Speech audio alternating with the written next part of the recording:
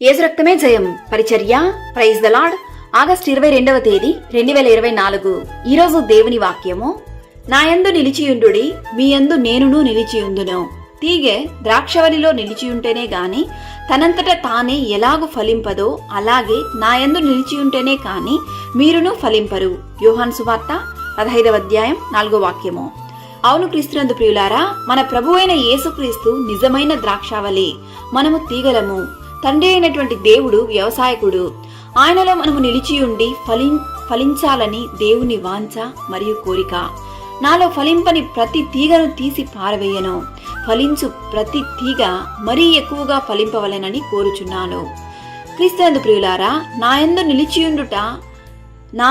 నిలిచియుండుట అని క్రీస్తు చెప్పుటలో 3 విషయాలు దాగి ఉన్నాయి. మొదటిది, మనము క్రీస్తు శరీరమందు నిలిచి ఉండాలి. యేసుక్రీస్తు వాక్యం ద్వారా సెలవిస్తున్నాడు, నా శరీరము తిని నా రక్తము త్రాగువాడే నాయందును నేను వాని యందును నిలిచియుందును అని. రెండవదిగా, ప్రభువు ఇలాగు పలికెను, మీరు నా వాక్యమందు నిలిచియున్న వారైతే నిజముగా నాకు శిష్యులయుండి సత్యమును గ్రహించెదరు అని. అప్పుడు సత్యము మిమ్మును స్వతంత్రులుగా చేయును. ఆయన వాక్యము ఎవడు గైకొనునో వానిలో దేవుని ప్రేమ నిజముగా పరిపూర్ణమాయను. ఆయన యందు నిలిచియున్న వారును ఆయన ఎలాగు నడుచుకొనెనో అలాగే వారును నడుచుకున్న బద్దులై ఉన్నారు. మూడవదిగా, దేవుని యందు విశ్వాసంలో నిలిచి ఉండాలి.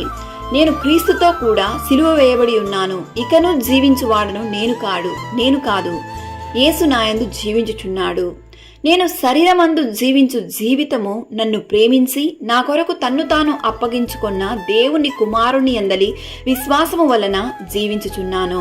అవును క్రీస్తునందు ప్రియులారా, క్రీస్తునందు జీవించడం అంటే ఆయన శరీర రక్తములో పాలు పొంచుకొనుటయే, ఆయన వాక్యంలో నిలిచియుండుటయు, ఆయన యందలి విశ్వాసంలో జయ జీవితము పొందుకొనుటయే.